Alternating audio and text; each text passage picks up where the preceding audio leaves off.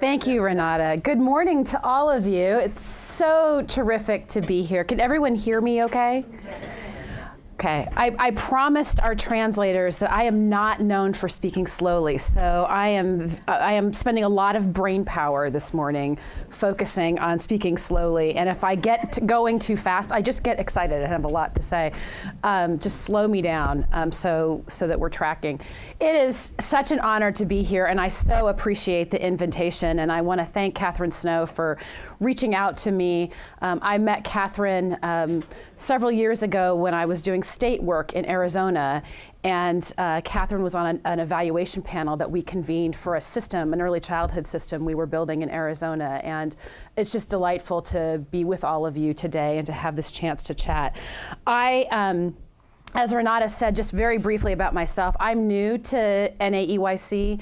About 19 months into this position. NAEYC is located in Washington, D.C., and I'm going to tell you a little bit more about our organization, but then also talk to you today about the system of early childhood as well.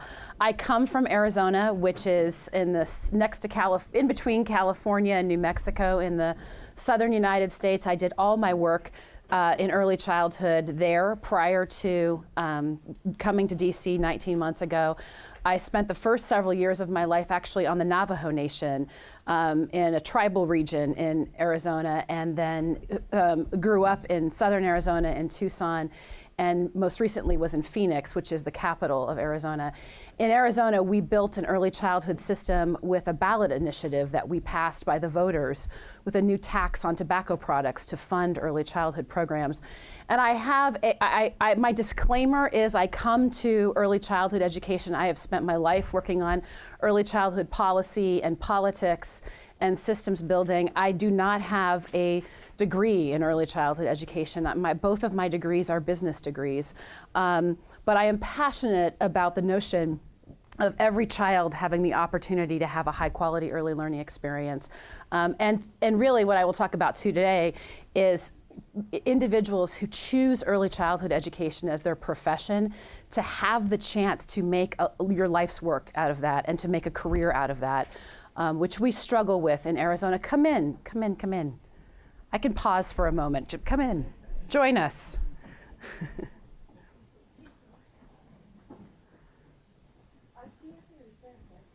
Yeah, right here. Come join me up front.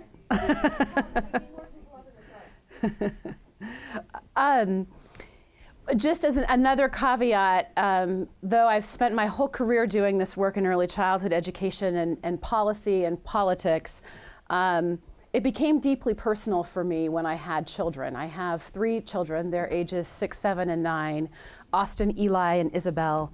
And it really struck me at a very personal level, the issue of equity of opportunity and how my children were going to be in classrooms with children who didn't have the same access to health care and high quality early learning, a deep family support network, and that it is really a moral issue in our country to ensure that every single child walks into kindergarten ready with the tools they need to be successful, and that's not happening right now.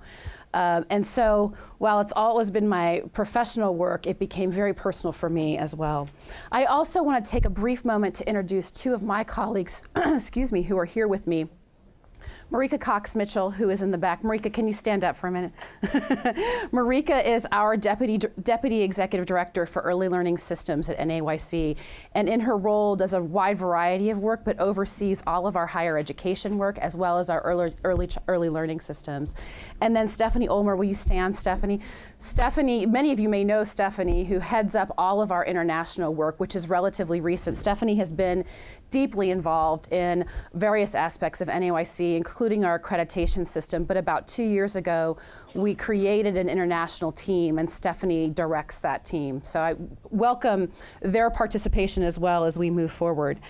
Let me give you a little bit of an outline of what we're gonna do today, and then please also know that I welcome questions and interaction. We need to have a discussion about these topics, and so I welcome you to participate. Ostensibly, I'm talking about guidelines for teacher competencies, But what I want to do is do that in the frame of a system of early learning and a system of professional preparation, or lack thereof, quite frankly, in some cases.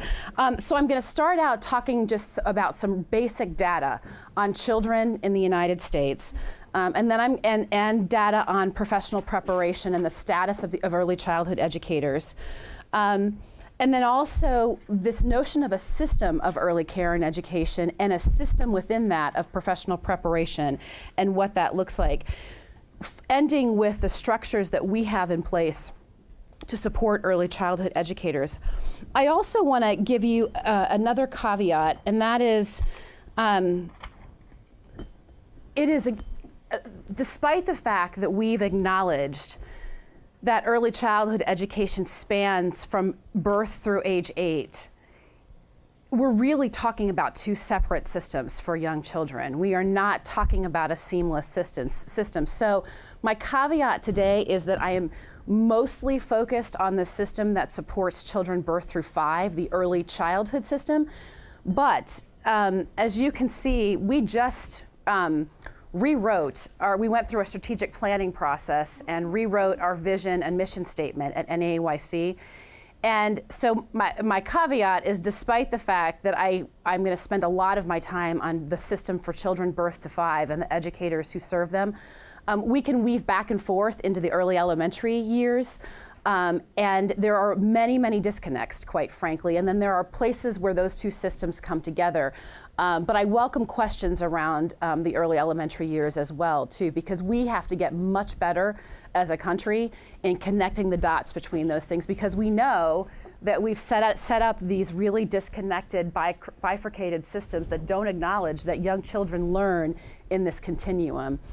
The other thing that I wanted to point out about our mission statement that we changed, two things. One is we acknowledged formally that early education is birth through age 8, number one. Number two, it's the first time ever, we are a 90-year-old organization almost, started in the late 20s. Despite the fact that we've accomplished a lot, we still are struggling as a professional field. And our board, our senior staff felt adamant that we add our role in supporting the profession to our mission statement, which we had never before done. And that may feel symbolic in nature, but it's really more than that for us. It's about saying, more so than any other organization, the value we add is this knowledge and expertise we have around professional preparation. So that was very important in the switch of our mission statement. If you look back over our field in the last 90 years, in some ways a lot has happened, and in some ways we've made not nearly enough progress. It tells a story, our story at NAEYC and our story as a field. Major milestones. Significant for us were the late 80s and early 90s, when we both really packaged and introduced the notion of developmentally appropriate practice and what that meant. That had a tidal wave effect on our field in the United States, and also was very well received internationally as well. And then also the notion of accreditation. And in the late 80s, early 90s, we began an accreditation system for early childhood programs. And it transformed how professionals and programs started to think about quality and the intentionality around running a high quality early childhood program. It isn't just about access, it's about quality. And that was really important for us. The other thing that I'm going to talk about today too is in the last 15 years, this explosion in our field of unprecedented attention in early childhood education.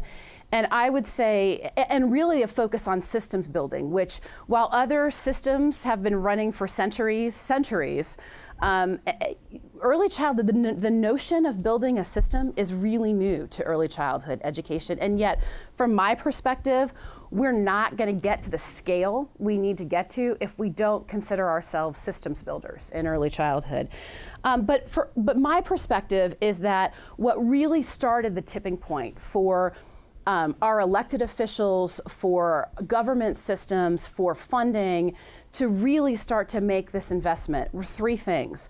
One was finally neuroscience was catching up to social science, in that we could see into babies' brains, we could see into young children's brains, and all of the things that social scientists suspected forever were confirmed, were validated. And we saw that young children grow and learn in these dynamic environments. We saw that 90% of the brain is wired and developed by the age of 5. That doesn't mean that if it doesn't happen right, you just write it off, but it means that remediation and intervention, the further you get down the road related to the plasticity and malleability of the brain, gets harder and harder to do. And so that science really gave us an additional layer of credibility to go to the public and say, this is a public investment worth making. The second thing was we had economists start to weigh in.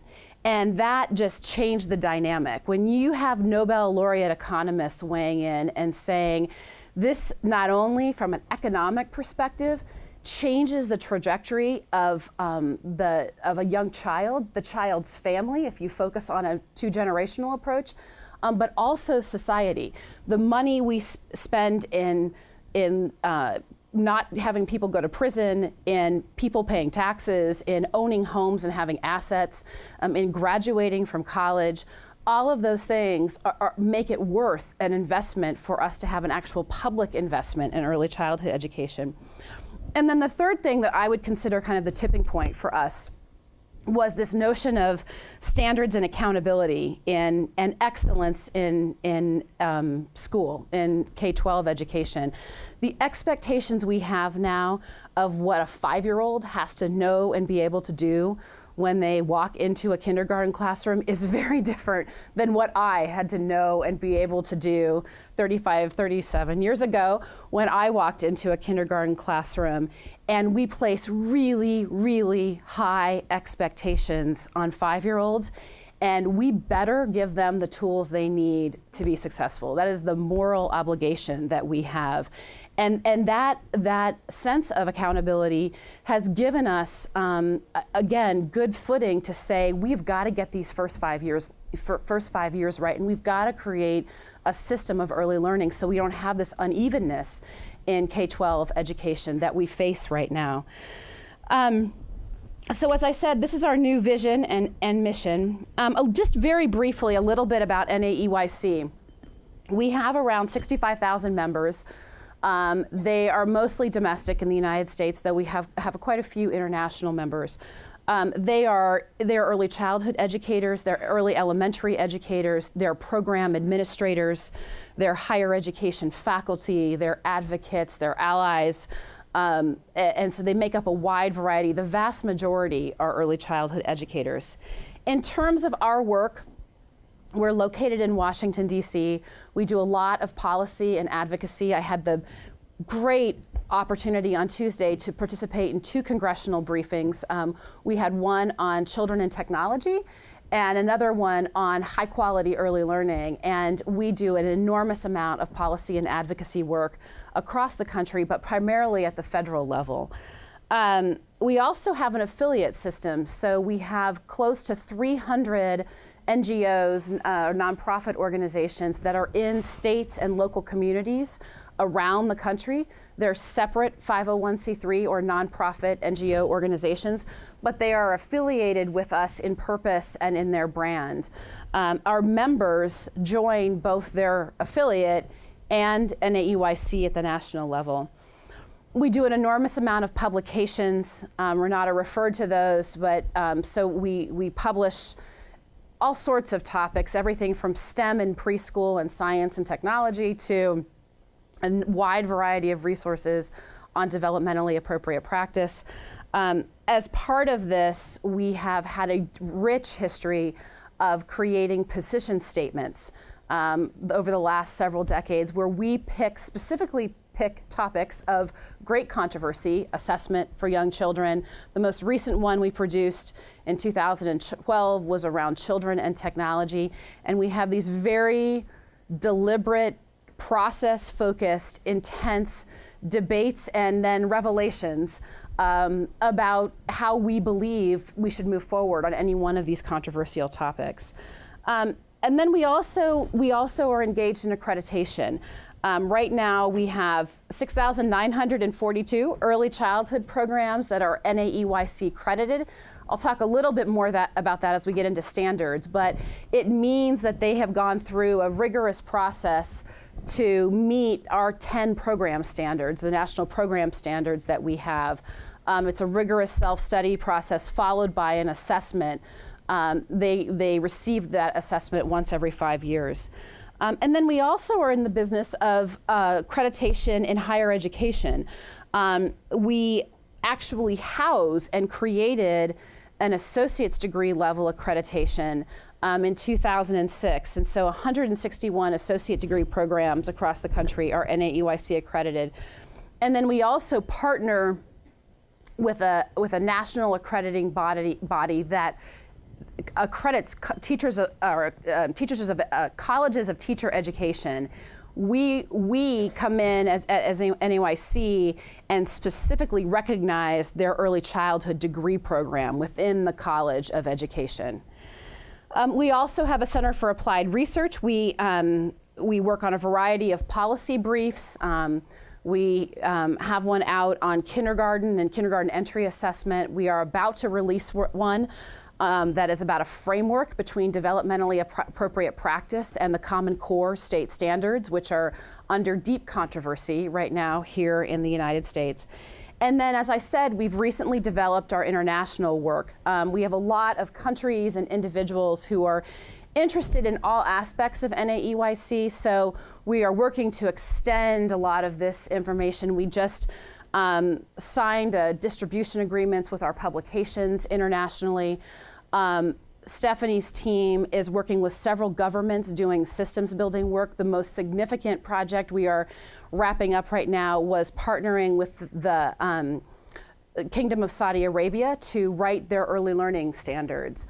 And we just are rolling those out soon. So we're really excited about the opportunity in the international community and the work that we're doing. And it's been really, we've approached it very intentionally, because I was mentioning last night to some folks, we find some folks will say, oh, just come and bring NAEYC to us. And we feel very strongly that we have as much to learn culturally and contextually from the countries with which we work as they may from NAEYC. So bringing NAEYC kind of shrink-wrapped to a country or a team in another country is not wise. It's not sustainable. And so we've worked hard to partner with our colleagues in the country so that we're actually building capacity as we're doing our work, which has been really exciting for us.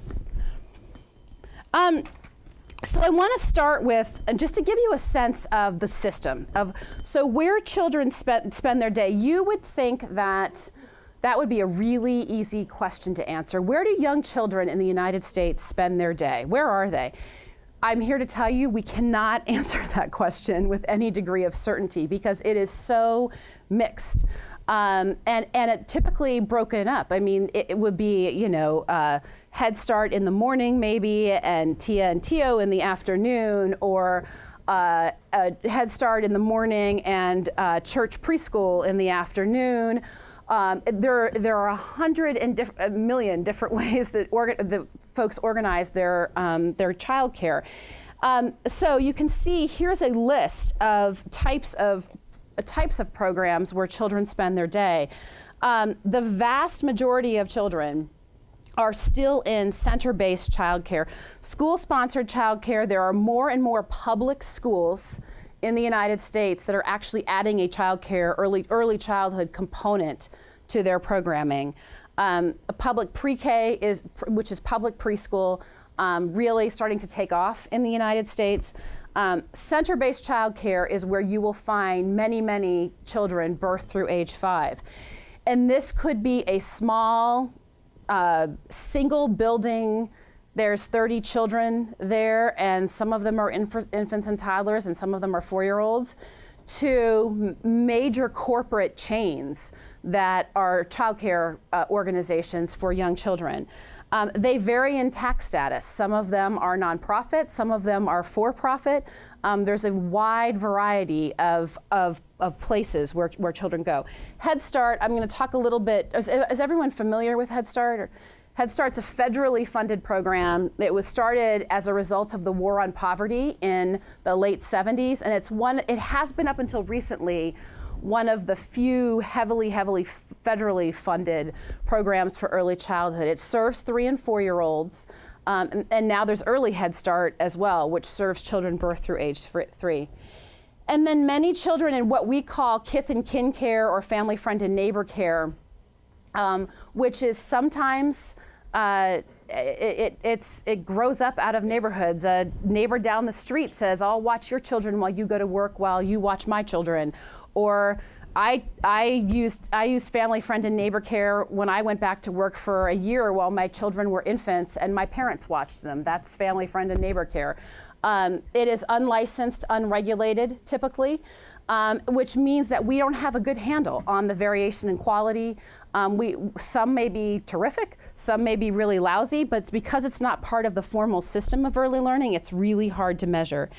And then military childcare, actually, our accreditation in the late 80s, early 90s took off with the military focusing on childcare for military families. The Department of Defense is one of our largest clients of accreditation. And it was a fascinating time when we said, wait a second, we're asking these men and women to put themselves in harm's way and we're not even willing to make a commitment to their young kids. And so the military really went from probably one of the worst early childhood systems to one of the much better early childhood systems in the country. Just very quickly, you can see how large the population of children birth through age 5 are. The bottom line from all of this is we're not at scale. We have not reached a level of scale where everybody who needs care or who wants care is accessing it. And the last slide on the bottom, in 2013, is the 3rd consecutive year that the Child Care Development Block Grant participation fell, resulting in a 15-year lull. The Child Care Development Block Grant is another federally funded program that provides child care for low-income families. And I will tell you, as we get into this, one of the things that we are really facing to build the kind of scale that we need for all children to be served in these settings, to capitalize on what we know about the neuroscience, about standards and accountability, we have this tension, as I'm sure other countries do, about whether or not serving children birth through age 5 is about keeping kids safe while their parents work, which is how the system got started, or whether it's about early learning and capitalizing on what we know the environments children need to be in to be ready for kindergarten.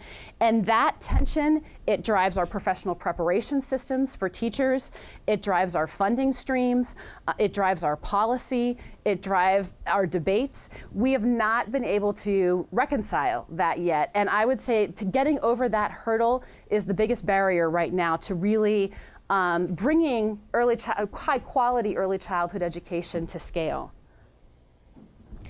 The second piece is, you'll see the top of my slides are about access and quality. The other great tension is many times, because of what it costs to really do high-quality early childhood education. As I was watching David's presentation yesterday, and I thought, listening to him talk, and the intentionality and the sophistication around language acquisition, what it takes to be able to do that well and what that costs. It's not inexpensive. And so what we found, again, thinking about public dollars going to this and not just parent fees, how do you both achieve access and scale, or access and quality? So this is a glimpse of some of the quality. In addition to NAEYC accreditation, we have started in this country this notion of quality improvement and rating systems. I don't know if any of you have heard of the concept of quality improvement and rating systems, but 38 states now have them. And the notion is most of them are voluntary, so they're not mandated. But the notion is, on a scale using an assessment measure, from 1 to 5 stars or 1 to 3 stars or 1 to 4 stars, your program is going to be measured on a set of assessments for program quality that becomes then very transparent for parents to be able to recognize and see and make decisions. And theoretically, if they're done well, you get financial incentives to move up on the quality scale. We also, in 2013, was the first time that every state in the United States had a state-funded pre-K program that actually had comprehensive early learning standards. And then finally, a great, I don't know if you're familiar with NEAR, the National Institute of Early Education Research. I'm sure many of you are. Fewer than 41% of the programs, the preschool programs that were evaluated by NEAR actually met the benchmarks and standards of quality, which include teacher degrees, early learning standards, specialized training, teacher in-service, a maximum class size. This slide right here shows you how quickly we went from, in 1998, having 2 states that had implemented quality improvement and rating systems to now 38 states. And so you can imagine with that kind of ramp up, the unevenness in quality, the unevenness in the measures, the freneticness, and I would say we're almost at QRIS 2.0, where we're saying, I think, as a country, okay, this was an interesting idea. How do we evolve the quality of these quality improvement and rating systems? Because it's very uneven. You could go to one state, and what would mean a 5 in that state means a 3 in the state right next to it. And so it still is this unsystem for young kids. This slide is hard to read, but basically, I just wanted you to see the layering of funding streams that were available. And this is federal spending from 2008 to 2013. You can see, following the drop in the economy in 2008, a massive amount of federal money went in to try to stimulate the economy, and that included significant investments in early childhood education. But it has subsequently dropped. So once again, despite what we know about how young children learn, the incredible impact it has on successful K-12 education, we're having a really hard time in this country investing the kind of resources we need to invest to get it right. And you can also see this layering. These are all separate programs, these color bands. And so what happens, again, this is kind of policy and bureaucracy, what happens is when each of these funding bands have separate set of criteria, separate set of eligibility, separate set of standards, that to make sure that families are accessing this in an equitable way is really hard to do, because to be able to fund high quality early childhood, you as a program administrator have to be able to successfully blend funding streams and say, okay, I'm going to take some from this pot, some from this pot, I'm going to put them together. And with really complicated standards and criteria related to all these, it is very difficult to do. So you find only the most sophisticated programs that are really able to successfully blend these federal funding streams. I do want to mention right in here, the federal government launched the Race to the Top initiative, and they started out with K-12 education, Race to the Top. They then added Race to the Top Early Learning Challenge Fund. And I would urge you, for those of you who are in countries looking to build systems of early care and education, I would urge you to read the Race to the Top language that created the legislation and the applications they created for states. It is some of the best done, in my opinion, best done comprehensive work at a federal level in early childhood education.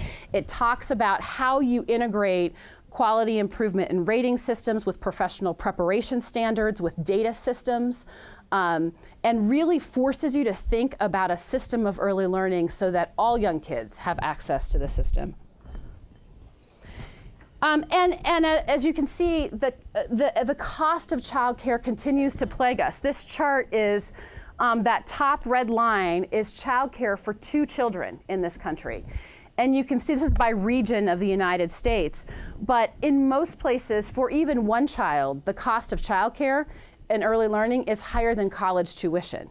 And families spend decades saving for college tuition. And here they are, often young families, starting out on their careers, and they're facing costs that are as high or higher than college tuition, and we have not acknowledged that.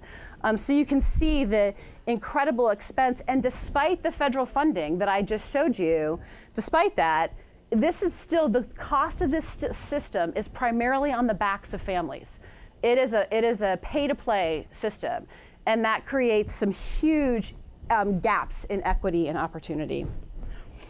So just to give you an example, the average annual cost of full-time childcare for an infant in a center-based program ranges in this country anywhere from $4,800 in Mississippi to $16,430 in Massachusetts. So for one infant, for 1 year, in the state we're in right now, the average cost is $16,430. For a 4-year-old, the average annual cost of center-based care ranges from $4,300 in Mississippi to $12,355 in New York. So you've got a huge range in quality, a huge range in cost and accessibility across the country. I'm going to pause for 1 minute because I'm going to move into teachers now and some data on teachers. Does anybody have any questions on what I've presented so far? Okay, I'm going to keep going. So let's talk a little bit about those who choose early childhood education as a profession. So we have in this country 1 million teachers, early childhood educators in center-based programs or formal programs. Another 1 million in paid home settings, home-based childcare. So this is licensed, regulated, they're paid for their work. We also know that wages are closely tied to educational attainment, and yet a small, I mean, it's startling how little, what a small percentage of our workforce still has wages, has access to higher education.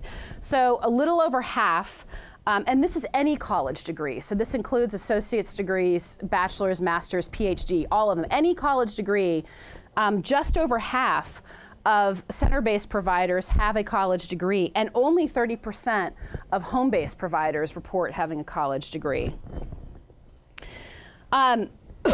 Excuse me. You can see here that the vast majority of 3-year-olds, or 0 to 3, are served with folks with a high school diploma. That as you get into bachelor's degree or higher, that more 3 to 5-year-olds or preschool age children are served in that age range. But the younger the child is, the less likely for the early childhood educator to have any type of higher education. Wages have not kept pace, and I would put that squarely in one of the categories of where we as a field have not been successful in moving the needle at all. So for children ages birth to 3, the median wage is $9.30 an hour. The median wage for early childhood educator working with children 3 to 5 is $11.90 an hour. And for both age groups combined, it's $10.60. Now I want to compare this for you. So a kindergarten teacher, you're 1 year later, you're now entering the public system of early childhood education. The median wage in this country for a kindergarten teacher is $50,000, basically. For a preschool teacher, it's $27,000. So there's a massive gap in equity and parity for early childhood educators that most likely is directly tied to the lack of access to higher education, quite frankly. This just is a little bit more data about wages based on center-based caregivers for young children. All wages, again, $10.60. If you have, based on your degree attainment, a high school degree or less, you're making $9 an hour. As a median. If you have some college, so you've taken some college coursework, which is a lot of folks in our field, but no degree, $9 an hour. An AA degree, $9.30 an hour, and a bachelor's degree or higher is $14.70 an hour.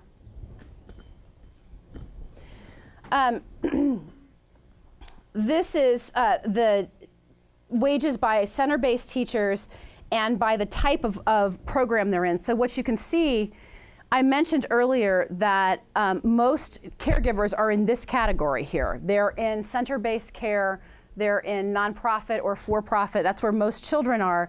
You can see that their wages are the most suppressed, that the higher wages are in school-sponsored programs.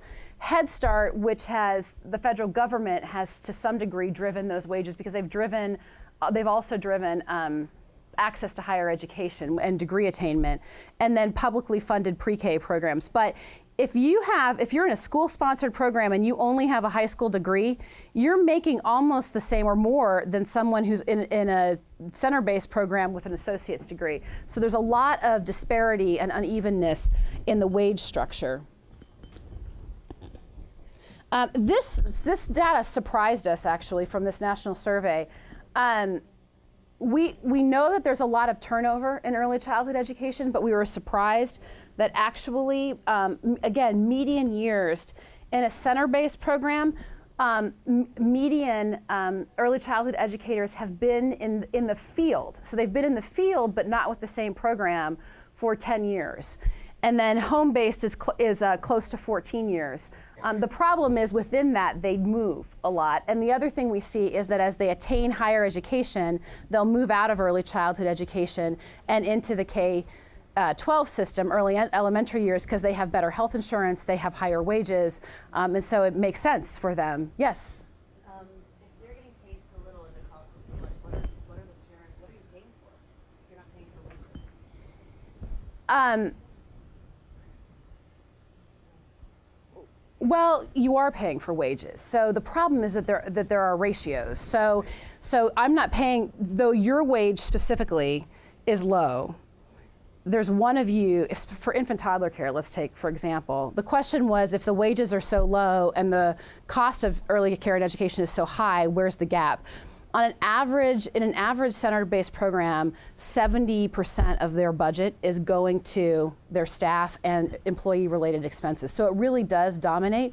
It's primarily the ratios and the qualifications that drive it. So if you're, unlike a kindergarten classroom, where you have 25 children, in an infant toddler classroom, one caregiver, one early childhood educator with several children, that instantly changes the math. It instantly changes the math. So that's the biggest issue.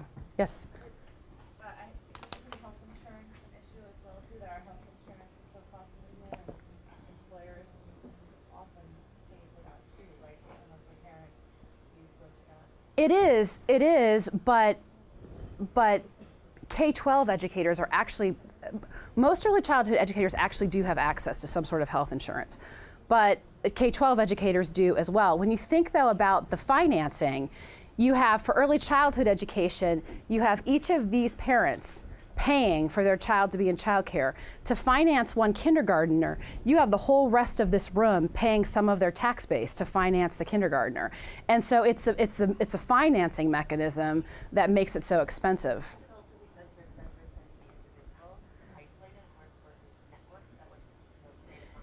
I think that she's asking if it's partially because the centers are isolated. I do think that has a little bit to do with it. I think the public investment is the biggest issue, but we'll see more and more this trend of what they're calling shared services models, where 5 or 6 childcare centers are getting together and they're pooling their resources to do payroll, to do the back-end administration, to do buying. I mean, much like what you'd think a school district would do. And that way creating some economies of scale. Yeah, absolutely. So I want to spend a few minutes on this notion of a system of early learning, because the professional system is embedded in this system. And while this is not rocket science, this took us a long time. I remember this model came out of the BUILD initiative in the early 2000s, and there have been some other iterations of it since. But trying to figure out what a system of early learning is was really hard for our field. And you think about all of the other systems that exist. I mean, somehow we managed to land, at any given time, there are 64,000 airplanes flying over the United States. And we managed to land them in a systemic way where we have very few crashes. You think about the system of your body and the notion that it's an interconnected, your cardiovascular system is connected to your musculoskeletal system, and doctors have started to figure out that they've got to work together to make those systems work. Same thing in early childhood education. We finally thought, oh, I mean, maybe we need to think about this bigger than this program over here and this program over here, and someone's doing home visiting over here. And it's quite remarkable that it's taken us so long to get here, actually, because we, at least in the United States, hold out these beacons of what high quality early learning is in the high scope Perry preschool model, in the Abecedarian project, in the Chicago Family Parent Child Centers. Every single one of them were miniature systems within systems. They integrated family support, they integrated really great access to healthcare, they had master's degree teachers, they had high quality early learning experiences, they were doing home visiting programs. And we have tried to emulate that, and yet in very few places will you see that replicated. You'll see pieces of the system and not the whole system together. So when you think about, again, these are broad buckets, the system of early learning. Primarily, NAEYC is focused on the early learning piece of the system, but we acknowledge a lot of our standards integrate with family support and even into integration inclusion with special needs and early intervention. But that children, young children in particular, grow up in this environment. They grow up in families, in communities, in cities, and in systems. And we have to acknowledge, to get this right, that we've got to integrate all of these pieces of the system. So another way to look at this is around the elements of the system. And I'm going to spend the rest of my time talking about professional preparation, but I just want to acknowledge some of these other elements. Communications, the data systems. We do a really lousy job at collecting great data on young kids. And some of it's because it's so fragmented and separate. And some of it's political. Some of it is the thought of collecting data on a 2-year-old or the thought of collecting data on a 6-month-old. I mean, it's the heavy hand of government coming in to, show parents how to raise their children. And so we've really resisted this notion of data systems. Yet, if we actually had data, scalable data on young kids, we could make better decisions about how they spend their day, about what's effective, about what's not effective. So Race to the Top Early Learning Challenge did a lot to get states thinking about their data systems and connecting early childhood data to K-12 data that we have. The financing piece, we've talked a lot about that, but you cannot have a scaled system without having the financing that isn't just supported by parent fees. Governance. Governance is one of my favorite topics. I could actually spend 2 hours talking about governance because people kind of roll their eyes and say, really? I mean, why? Just adding layers of bureaucracy, why do you need governance? It really matters for a group of people to be designated, whether it's at a community level, at a program level, at a city level, at a state level, to have the responsibility to make sure that funding is being blended, that the systems and structures are being put in place. And we in early childhood are way behind K-12 education and certainly higher education in the notion of governance, or a group of people having this responsibility to oversee the system of early learning. Standards, curriculum, and assessment. I heard, again, we could spend 5 hours on standards, curriculum, and assessment. I heard some of the conversation yesterday about curriculum as well in this group. Let me start with standards. We tend to lump standards all together and talk about them as this big bucket of items. And really there are separate standards, and it's really important to understand that. So we in NAEYC have program standards, and the notion of program standards, that's what guides our accreditation work. We have 10 standards for programs. That is what programs, so teacher qualification, curriculum, family support, what programs should have to know and be able to do in order to serve children well. Those are program standards. Then now every state in the country has developed early learning standards. That is what young children should know and be able to do. And many states right now are in the process of aligning their early learning standards to the Common Core state standards so that there's a connection between the two. And then the final set of standards that, again, NAYC houses are the professional preparation standards. Those are standards based on what teachers should know and be able to do. So there are different types of standards, and we talk about them as if they're all the same. And having that specificity around those standards are really important. And then curriculum and assessment are also, we believe, are key elements to a system of early learning. There is enormous controversy right now, as well there should be, over assessment. NAYC has put out a lot of documentation and guiding reference material on what it means to do assessment well. We believe that there is a role for assessment.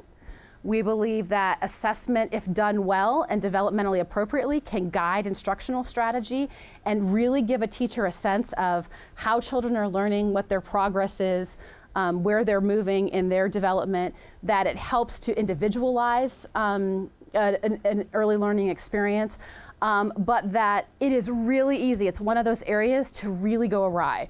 You can quickly move to assessment that is not appropriate, that is a problem.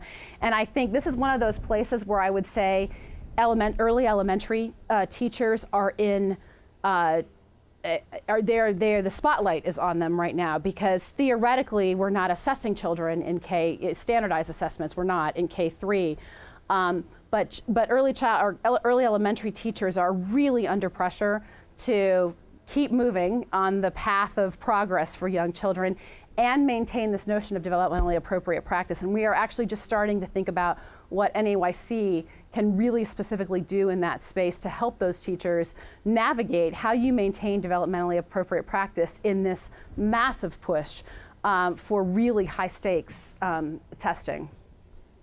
Diversity and equity, I've woven that into what I have said. We are not getting this right. If we've created this system and the most vulnerable children are left out, or the most vulnerable families are left out, or it is not equitable for all families to access it, or there's unevenness in settings, that is all really problematic, and we're not addressing the diversity and equity issue. And then professional preparation, and I want to spend the remainder of my time talking about professional preparation. I'm going to give you another system. Just when you thought she was done talking about systems. This is a framework that we created at NAEYC for professional preparation. And I want to just briefly go through the elements. We have a blueprint that it's free. It's on our website. It is a blueprint for professional preparation. And we've used it with many states in helping them build their professional preparation systems. But just to orient you to this graphic, this is a house. And the notion is, we love trying to figure out what pictures represent, in this, to move these conversations forward. So this is a house. This is the foundation right here. So compensation parity, noting that a core element to the system is that we've got to have wages and compensation where folks are not leaving to move on to better opportunities. That we're acknowledging that what they're doing is some of the toughest work, one of the toughest professions that there is out there, that we've got to value them through wages and compensation the way we value attorneys and physicians, that is really important to this system. Diversity and inclusion and access. On diversity, inclusion, and access, think about diversity and inclusion in a variety of ways, because it's the diversity of the setting, it's the diversity of the families that are being served, it's the diversity of the educators. So it's acknowledging that this system is in many different places, and if we're leaving a piece of that out, then we're not really creating a professional preparation system. Quality assurance, again, back to the assessment is controversial, but there has got to be, we have to hold ourselves accountable. we have to say we are meeting in our professional preparation systems a floor of quality. There are thousands of teacher colleges in this country, and there's a large unevenness in how they're preparing early childhood educators. And we've got to have this element, and there's got to be an element of quality assurance in licensing and certification for state systems, a floor of quality, if you will. And then integration, again, is about all settings, all families, and access across the board, so that it is not just accommodating groups of people, but that we're really thinking about families and communities. So this is the foundation of the house, and then sitting on top of the foundation are these 6 areas of policy that we say to states, you have got to have all of these elements embedded in order to have a really competent system of professional preparation. So the first one is professional standards, and I'm going to show you on another slide our 6 professional standards. Adequate financing, and financing is in access to higher education. When you've probably seen stories about the kind of debt graduates in the United States or students are graduating with. It is really tough when you are asking folks to go get their associate's degrees or their bachelor's degrees or their master's degrees or their PhDs, and then they're making $27,000 an hour as a preschool teacher and having this massive amount of debt. So we've got to figure out how to finance this system so it's accessible. Articulation,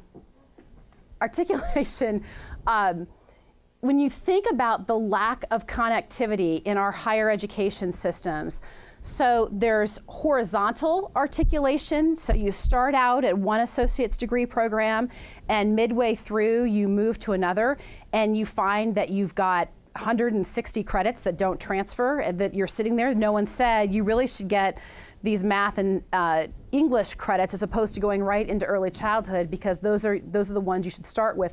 If you're not guided to a place where you have transferable credits, you'll run into a lot of early childhood educators in this country who have credits that are non-degree bearing, that go nowhere. So you've got this horizontal articulation across programs, and then vertical articulation, meaning you go through an associate's degree program, then you think, I'm really into this. I want to make a career out of it. I think I'm also going to go, maybe I'm going to eventually get my master's degree. And you find out that none of the credits that you took at your associate's degree program articulate into your bachelor's degree program. So we have massive issues related to articulation in the United States. Whoops. Again, back to the governance, the advisory structure. Someone at a systems level has to be thinking about and paying attention to this. So a lot of states have set up early learning advisory councils. There are now interdisciplinary, several states have like articulation task forces, if you will, thinking about how to move programs more seamlessly connected to one another. But there have got to be people thinking about this collectively. It can't just kind of all work out okay. There's got to be governance. Data, we have to have all of the data to be able to figure out why students are not getting through college the way they need to be, collecting data on what happens when they graduate. Are they effective teachers? And that's really important to the system. And then career pathways, noting that these systems of higher education and professional preparation that we build have to acknowledge that some folks are wanting to go on and be early elementary educators. Some folks are wanting to go on and be program administrators. Some folks want to go on and do policy work. And the systems that we build have to support that. So just quickly, so you can see the availability of actual national certifications in the United States. The Child Development Associate Credential was created, it was the early 90s, wasn't it the early 90s? The Child Development Associate Credential was created. Some, though it's a national credential,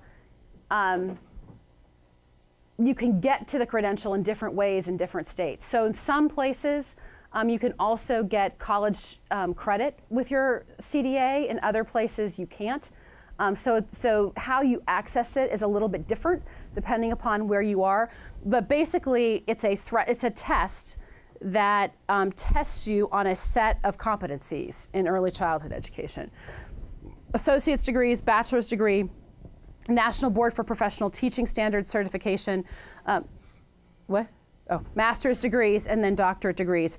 So a couple of things within this is at a high level.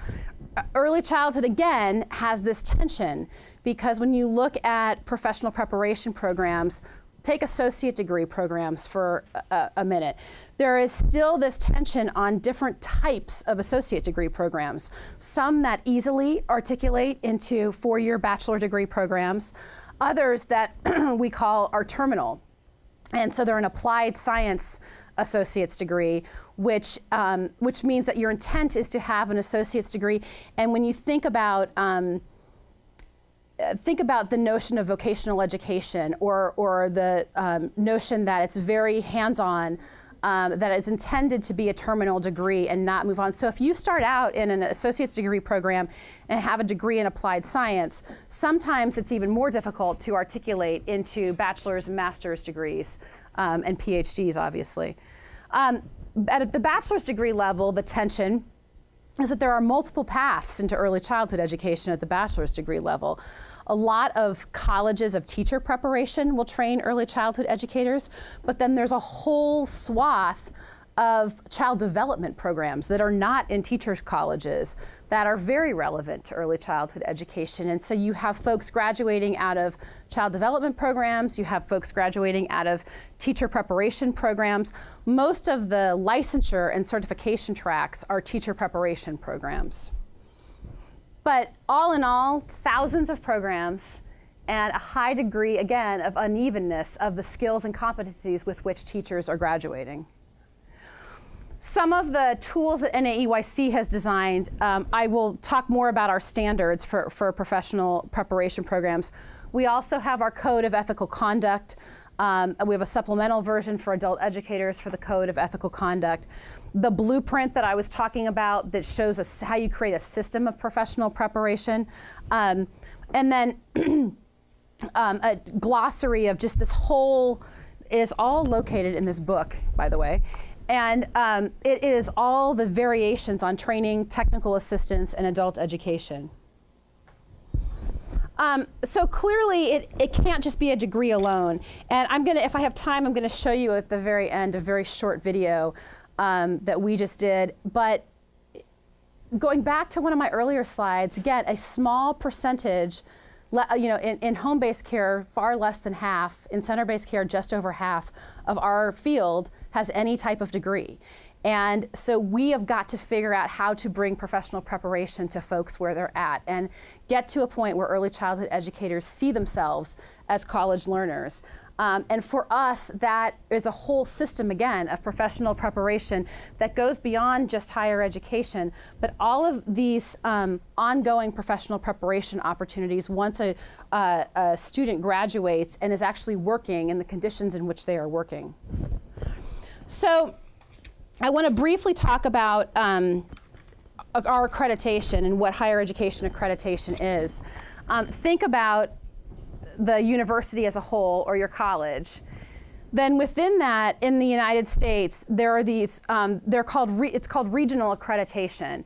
And regional accrediting bodies, excuse me, accredit the entire college, the entire university could be accredited by a regional accrediting body. Then within that, in teacher education, there is national accrediting bodies for teacher preparation programs. And then within the College of Education, early childhood teachers, we accredit an early childhood program within the teacher preparation programs. This is one example in a university-based system. Now, there also could be that green line could be child and family development or human studies. And in the same context, yet there's no accrediting system right now in child development that we participate in. So we're actually in the process of determining whether or not we should expand some of our accreditation into that field. So these are our 6 professional preparation standards.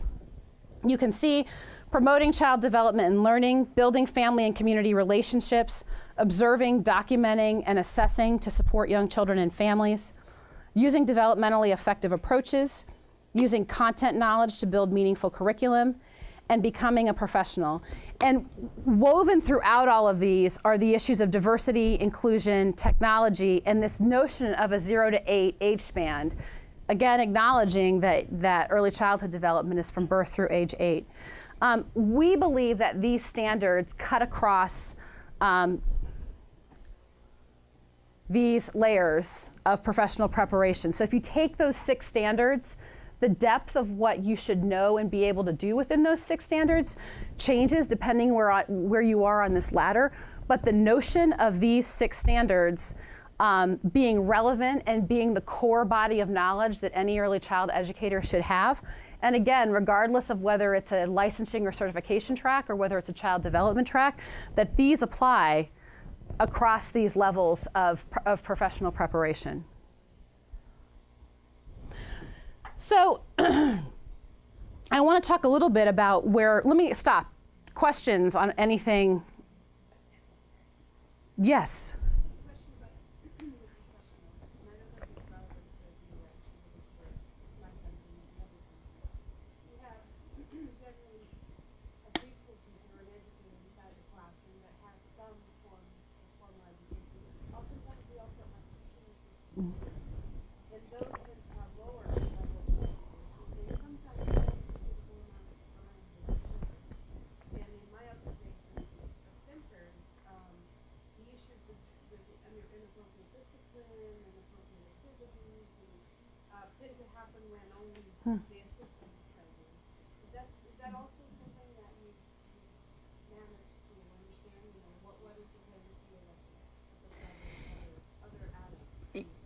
Yes, so the system that you described is very similar here in that there are different requirements typically, whether you're a lead teacher or you're an assistant teacher, and it varies. It varies by state. There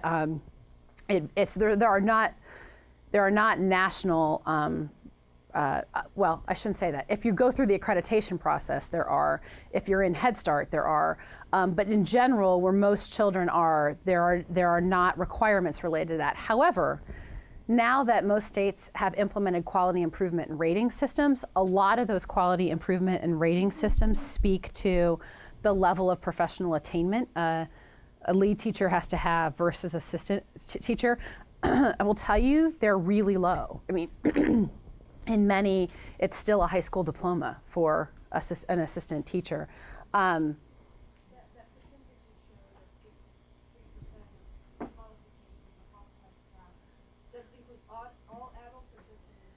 That is, let's see, here.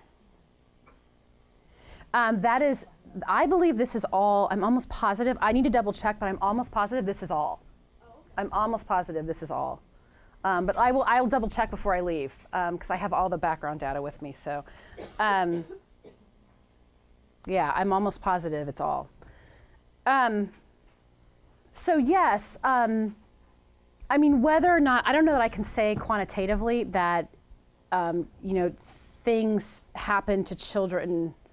It's more prevalent when an assistant teacher's in the room than when a lead teacher's in the room. I do think that, I mean, it speaks to this notion, this tension that we have about, do we all believe that there's an actual pedagogical background that you have to have in order to be a successful early childhood educator and a floor of competency?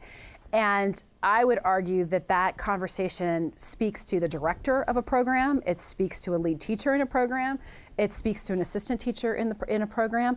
You'll see in this video that I'm going to play, it was actually constructed by 2 assistant teachers.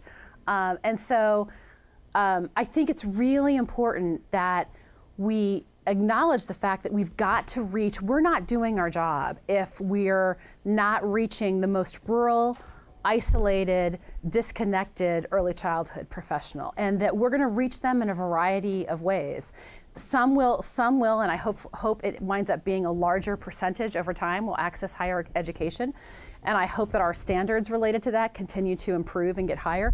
But we will always have this tension. A lot of the most vulnerable children are in home-based settings, and we will always have this tension of both pushing folks towards formal higher education, making sure that that's embedded in our systems, and acknowledging that there's a whole swath of our workforce that may never access higher education. And we at NAEYC have an obligation to reach those folks too through a variety of methods. So, but I hope that answers your question. Yeah.